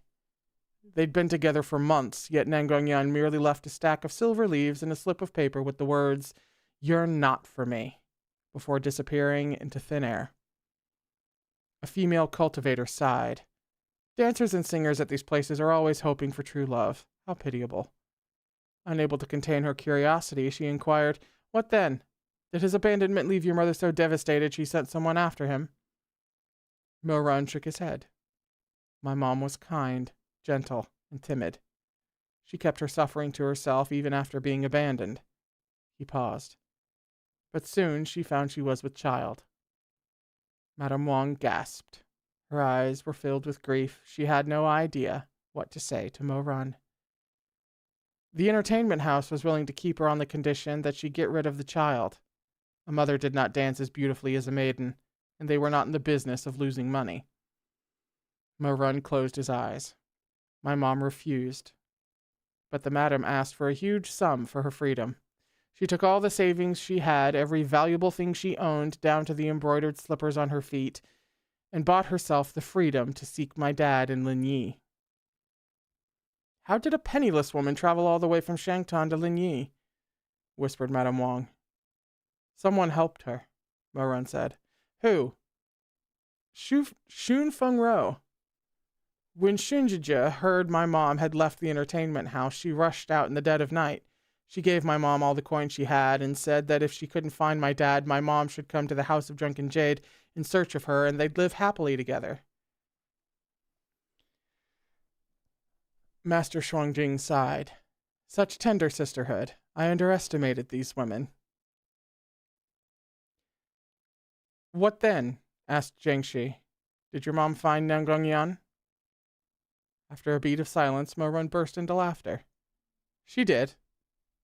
Nangongyan had faked his name and identity, but my mom still found him with no trouble at all. Huh? Someone gasped. No way. Yep, answered Mo-run, through pure coincidence. The audience members exchanged confused glances. How can that be? Someone asked. The city lords of Rufang rarely showed themselves in public. That's true. Mo-run's features took on a darker cast. But at weddings and at the first-month celebrations for their children, Rufang sect always hosts a banquet and accepts well wishes upon the city towers, do they not? Comprehension dawned upon the crowd. Was the letter Nangongyan received a command for him to return home to be married? Someone else burst out. I remember now. Nangongyan's wife was the daughter of a rich family. Was he forced to give up the songstress he'd pledged himself to and go home to marry the rich maiden? Apathy was written all over Mo-run's face. He wasn't forced to give her up, nor did he go home to be wed. The mysterious letter he received was actually a piece of good news. The leader of Rufang sect had informed him that his wife was about to give birth, and he should hurry home, to be at her side. Shui Jingyong had been listening in pale-faced silence. But at this, he couldn't help blurting, So, when Nangongyan was having his fun in Shangtan, he was already married?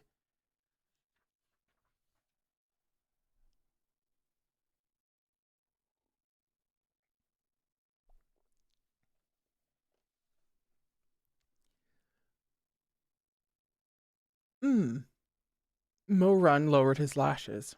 Surprisingly, he didn't seem remotely upset. Nangongyan had gone traveling to take his mind off the fact his wife was pregnant, yet so sickly she stood to lose the child. When he met my mom, he liked her, so he lied and said he was unmarried to win her over. Someone stomped a foot in fury. What a beast! Going off to have his fun with his pregnant wife at home and getting a child on another woman, too. Poor Duan Yihan. Did Nangongyan even acknowledge her? Of course, the answer to this final question hardly needed to be said. After the waves of castigation, the eyes on Mo-run were growing more sympathetic. Mo-run didn't care what they thought of him. He continued his mother's sad tale. One secret kept across 2 lifetimes. This was the first time he was speaking these words out loud, and there was relief in the telling amidst the pain. A banquet was held in Linyi to celebrate the birth of the city lord's son. When my mom arrived at the 9th city, she saw Nangongyan atop that richly decorated tower, with his arm around his wife, giving his thanks to the people below and tossing out treats. My mom never sought him out. She'd spent every coin she'd had to get there. She couldn't even make her way back to Shangtan. After a few months, she gave birth to me alone, in an abandoned woodshed in Linyi. Did she take you back to the House of Drunken Jade? Asked Jiangshi. Mo-run shook his head. When I was born, I was weak. I fell terribly ill before I was even a month old. There was no way she could travel with me. She went begging at the door of every doctor in the city, but no one would help her. Eventually, she had no choice but to go to Rufang sect with me in her arms, in search of Nangongyan. Thus had that frail mother and her kitten-like newborn appeared, travel-worn and weary, before her bygone lover. He did not say this. That man had felt no joy upon seeing them, only endless shock and fear that soon turned to anger. He had a wife and a son of his own, and his bride was the distinguished daughter of a powerful family. His son was a cute and chubby baby. Their family was peaceful and whole. In his eyes, Duan Yihan was like rat droppings on his doorstep, an unwelcome sight that threatened his reputation and family. Surely this woman had come with some motive in mind. Why on earth would he acknowledge them? Afraid she'd make a scene, Nangongyan gave her sufficient coin and told her to get the hell out of Rufang sect. Clutching at the last of her hopes, Duan Yihan spoke through her tears. The child doesn't yet have a name. Could you... Nangongyan's face was gray with fury. Get out. Get the hell out. This child is no son of mine. You'd better figure out what's good for you and get the hell away from here. She was crudely shoved out the door. Yet she had no time to grieve. The babe in her arms could barely whimper, and his hands and feet were freezing cold. He lay curled in her arms like a dying kitten.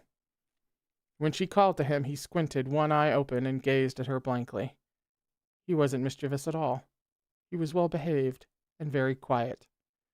For some reason, I am disturbed that kitten was used to describe him and not like puppy.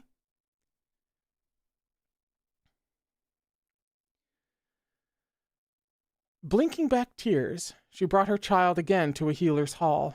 The doctor cried out at the sight of her. How many times have I told you we're not a charity, we don't take patients for free. If you have no money, she hastily dug out the dirty cash Nangongyan had shoved at her to pay her off, terrified the doctor would frighten the baby in her arms. Misery shone in her eyes. She bowed and scraped before the doctor. I do have money, doctor, I do. Please do a good deed and help my son. Look, he's still so small. The doctor wasn't cruel. His harsh manner was only because children's medicines were expensive, and this woman had bothered him too many times before. Now that she could afford treatment, his attitude changed.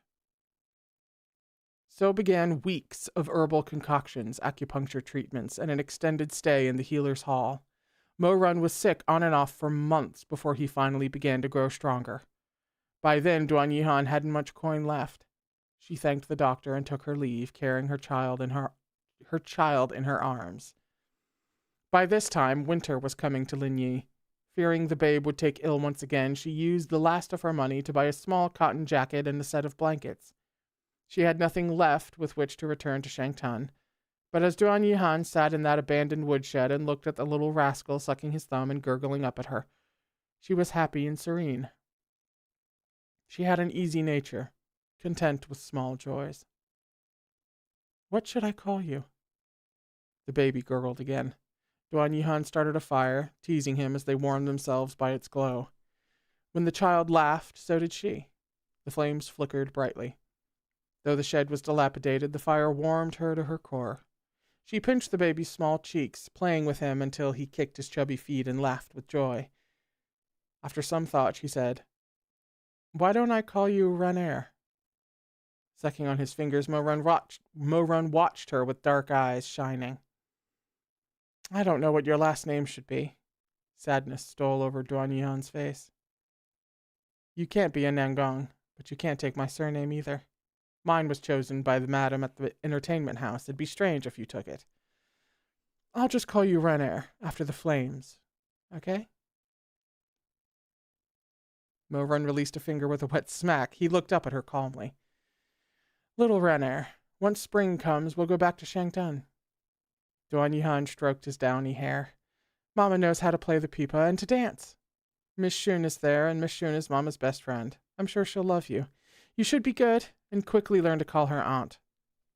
Forget it. With her temper, you're better off calling her Jijia. Say Shunjijia as soon as you see her, or you won't get any candy, okay? Holding his soft hands, Duan Yihan whispered, Renair, wait a little longer. When winter is over, when the flowers bloom, we'll go home. That's a scene break. He called her Shunjijia a few pages ago. He called her that. He's a whole-ass adult now. He still called her that.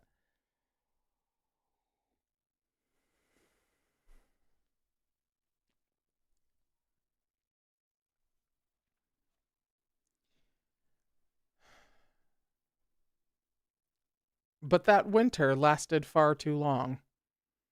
It was a year of disasters. The lower cultivation realm was overrun by demons, and Linyi reinforced its defenses by putting severe restrictions on the movements of commoners. Duan Yihan couldn't leave the city.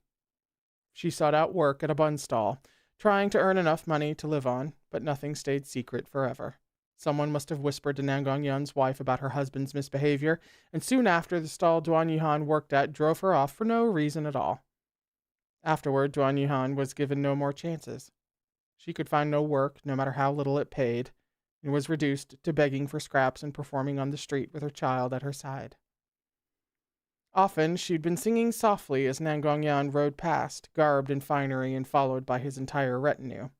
He avoided her out of shame, though there was no real need. Although Duan Yihan was weak, she was proud. She merely sang her songs of Shangtan. She wouldn't spare her past lover a glance, let alone cry out to him on the street and ask why she'd been abandoned. Nangongyan had never understood how proud this Pipa girl really was. Look how she cries, dressed in tattered cloth, unrecognizable to her kin, So why does she stare? She sang. That comes with a footnote. Duan Yihan's verses are all from the song Meeting by the Well from the opera The White Rabbit, which tells the reunion between a long-lost mother and son.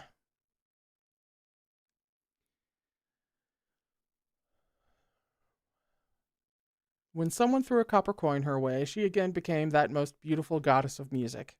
Lowering her lashes, she'd bow and murmur, "Thank you for the kindness, good sir." Months passed in this manner, then years. Ghosts and fiends continued to devastate the lower cultivation realm, while Lin Yi watched and did nothing. The evil-repelling walls stayed erected for 5 full years. Mo Run was now 5. One day, after arguing with his wife, Nangongyan left in a huff to wander the city and clear his head. It was a beautiful day at the West Market. He stood dispirited with his hands behind his back, looking down streets lined with bakeries and jewelry stores. Beneath a banyan tree, 2 old men played chess. Lin Yi had always been a land of riches. No matter how many perished in the lower cultivation realm, what did it have to do with them? Here, cheer and prosperity had reigned for centuries. Nangongyan watched the chess match with interest. He had stepped out in casual clothes, unrecognizable to strangers. He stood there chuckling and throwing out suggestions until the men grew annoyed and shooed him off. Miffed, Nangongyan strolled along until he found himself under the shade of a great tree. A golden bird cage hung from its branches, holding a chirping canary. Perhaps the sunlight was so beautiful it cleared his heart. As Nangongyan stood beneath the tree, lost in his own thoughts, he remembered that gentle girl who'd sung in Shangtan. Cocking his head, he teased the canary. "My dear, do you know any Shangtan melodies?" The bird trilled its song, heedless of Nangongyan's request. He sighed, humming under his breath, the song Duan Yihan had sung countless times as she sat beside him. A clear voice cut through his daydream. Someone behind him was singing, "Clouds gather low as the winter storm approaches. A world of snow freezes the well." That voice was like the tinkling of jade or pearls, transporting him to another time. Nangongyan whirled around. He'd avoided her for so long, yet out of nowhere, through the bustle of the city and the rushing passers-by, he caught sight of that delicate woman just as he had in those dreams he never dared mention to his wife. They met once more. Duan Yihan stood on the street with a fragile child by her side. Eyes lowered, she sang those songs that had once been impossibly dear, hoping to garner some little sympathy from the gentleman walking past, enough, at least, for a meal. Whether the broad road before the mountain or the narrow path through the backwoods, thousands passed by this way. That would be something, she sang. People streamed past in droves. No one stopped for her. The song was beautiful, but it was only a pleasant sound. She was singing of her own free will. No one wanted to pay her for it. Farewell is easy, but reunion is hard. I look into the empty distance alone. Shoes inlaid with jade and embroidered in gilt thread appeared in her vision. A man's voice finished the verse. Countless letters left unsent. My sorrows gathering as I wait for you to read them. I have no fucking clue what's coming, but I don't like it. Duan Yihan slowly lifted her eyes. She saw Nangongyan again, as handsome and refined as he'd been 5 years ago. He seemed not to have aged at all. Time had left no trace of its passage on his face. In his eyes, Duan Yihan saw her own reflection. That beauty from 5 years ago had grown miserably faded and worn, but Nangongyan's gaze on her was soft. He'd been married for years, stuck with a woman who'd found out what he'd done and, not daring to voice her displeasure outright, had taken to expressing it in other ways. She lost her temper at the drop of a hat, and his son was likewise spoiled and ill-behaved. Now, as he stood before Duan Yihan and saw her sorry state, guilt and compassion surged in his heart. Why, if it isn't the consequences to my own actions? Duan Yihan fell silent. She lowered her lashes. The song was over. Mom? Confused, Mo Run turned to look at her. Mom's tired, she said. Let's go home. Mo Run nodded, smiling.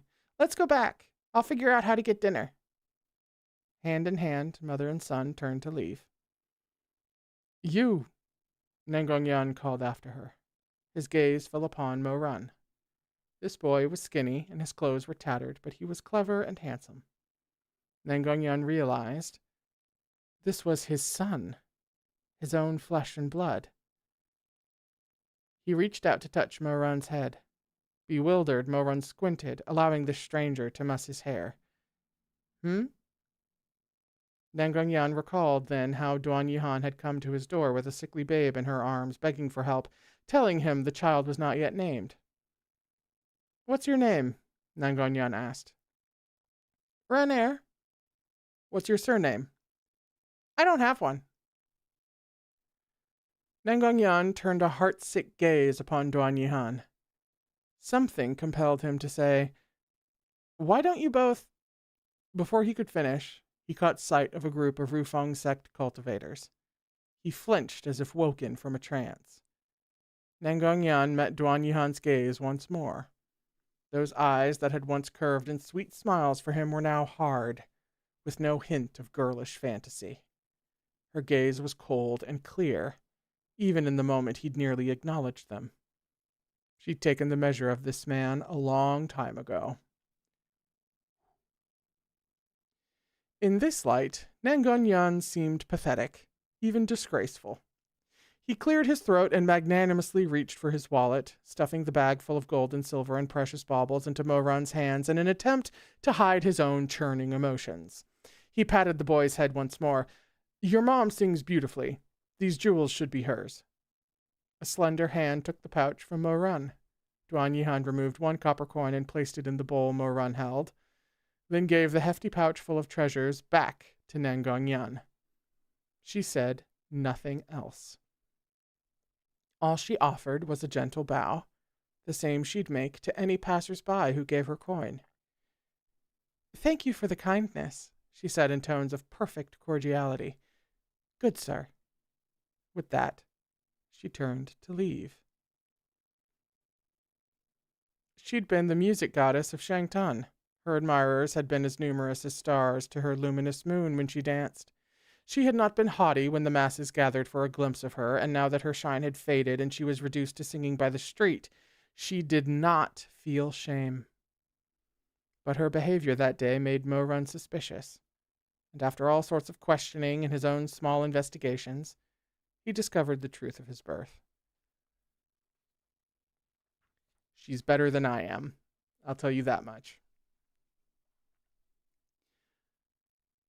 I'm telling you this because I don't want to lie to you, Duan Yihan had said when she finally explained. But, little Renair, you must remember not to hate. Yet nor should you beg before him. She poked his little head. Once the crisis in the lower cultivation realm passes and Lin Yi lets commoners through the walls, we'll go back to Shangtan. Mo Run was silent for a very long time. I won't beg him for anything, he said with a nod. I'll go to Shangtan with Mom. Duan Yihan smiled. I don't know if Shun Mei Mei will even recognize me. I'm not pretty anymore. This comment deeply upset Mo Run. Mom is pretty. Mom is the prettiest. A smile bloomed over Duan Yihan's face, and that faded beauty did indeed reappear once more. What a charmer, she teased. You'll make your future wife happy for sure. Embarrassed, Mo Run pouted and fell silent.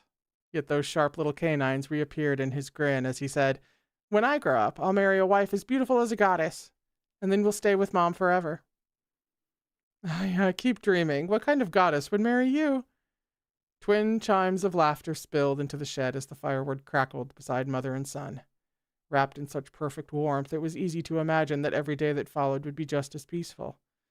The fire in the night conjured a beautiful illusion for the penniless pair. Neither could have imagined that Duan Yihan was already running out of time. It was in the autumn of the year I turned 5, Mo Run continued. The mid-autumn festival had just passed. Rufeng sect had closed itself off for so long there wasn't enough food for everyone in Lin Yi, so they put out an order to raise the prices. In truth, they meant to have the poorest among them fasting instead of fighting the rich for food. The tale thus far had already wreaked havoc on Shui Jingyong's heart, but at these words he sunk into thought. He nodded. Yes, I remember. Rufeng's sect only lowered the prices after the starving citizens rose in revolt. It lasted maybe a year? 6 months or so, said Jiangshi. Mo Run closed his eyes. It wasn't that long. Just over a month. It was only 35 days.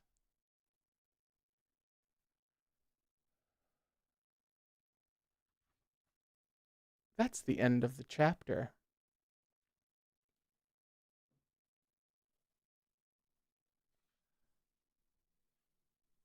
Next time, we'll be on page 181 for chapter 259, which is called At Your Side. I have no idea what they're in the middle of telling me. Because it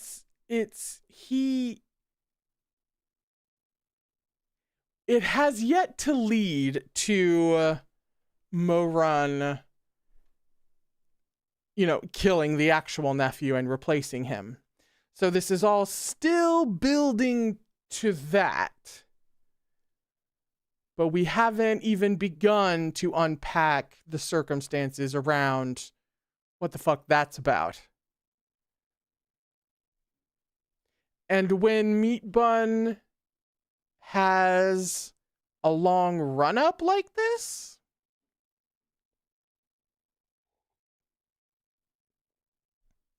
it's not good.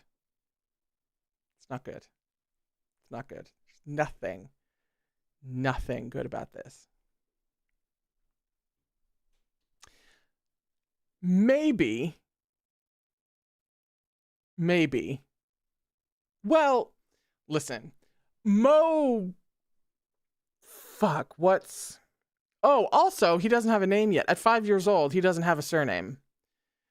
It will eventually become Mo, but that could just be from him, killing the actual nephew and being like, I'll just say Mo Run, right? Because it's supposed to be Mo, but who the fuck cares with it, So that is very easily explained, potentially, by that.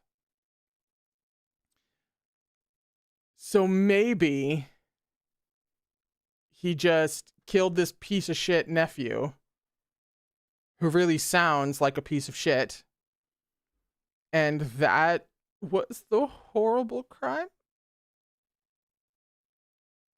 Which, bad, but not so bad that it really fits as the answer to these questions that are now coming up, No,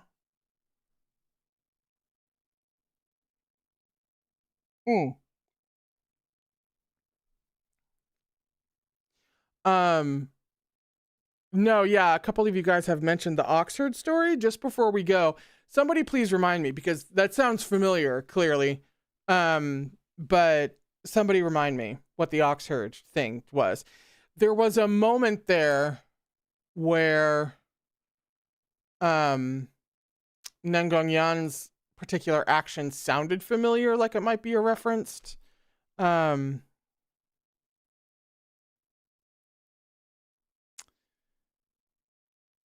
Yeah, Henry, Mo Run's fucked up bedtime story about a poor boy being framed and killed. That sounds even more familiar. Who did he tell the bedtime story to? He didn't tell it to... Did he tell that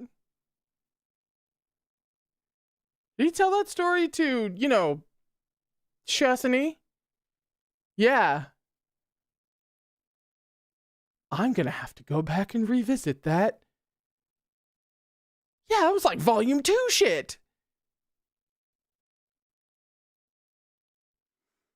Okay. Okay. All right.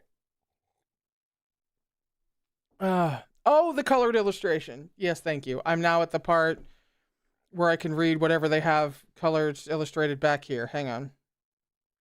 Oh, that is quite beautiful. Are we talking this? Oh, hang on. I might want to make sure that I actually show it to you. Are we talking this? The coloring is beautiful, I must say. Is it that, or is there like one at the back?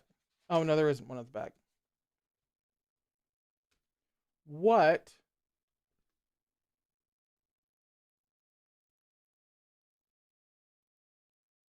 Who would that be? Someone help me out. Oh. I ask y'all to help me out, then I click away from the chat.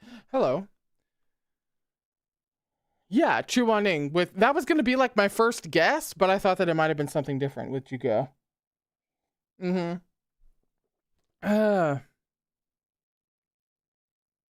that's beautiful. Previous timeline, yeah. Chufei.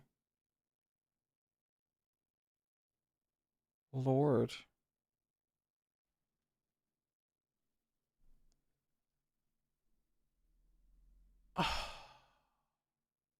I want to go back and look at the bedtime story that he told Chesney. Should I, though? Rereaders. Would refreshing my memory on that give away too much? Or is it just an overall recap and it wouldn't tip me one way or the other? Wait. Don't? Okay. Okay. Because that's kind of, that's my favorite shit. Actually. Because then when you know everything and you go back and you're like, you fucking bitch, you slipped that right past me. All right. Actually, yeah. I should find out the page number of that in volume 2.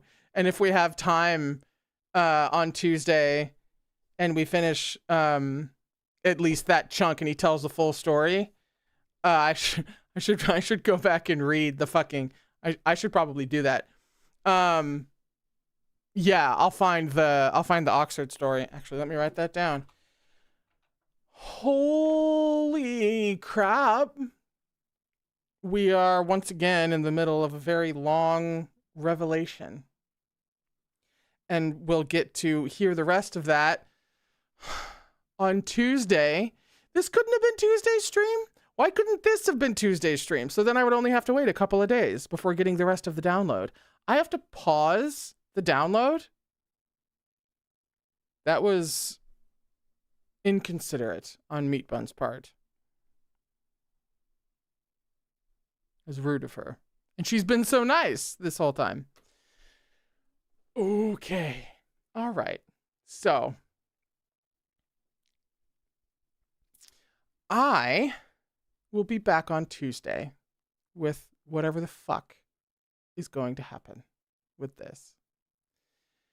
I will be back at 2:15 next Tuesday with the book chat for patrons and YouTube members to talk about this before reading more. So check that out if you'd like to be bewildered with me. And oh my god, what else? Like the stream. If you had a time, give the stream a like. It helps out the channel. It helps out the stream. It's just helpful. Give the stream a like. And I'll see you guys after we all have beautiful weekends of lovely things to prepare ourselves for coming back on Tuesday, I feel. Okay? I'll see you guys in a few days.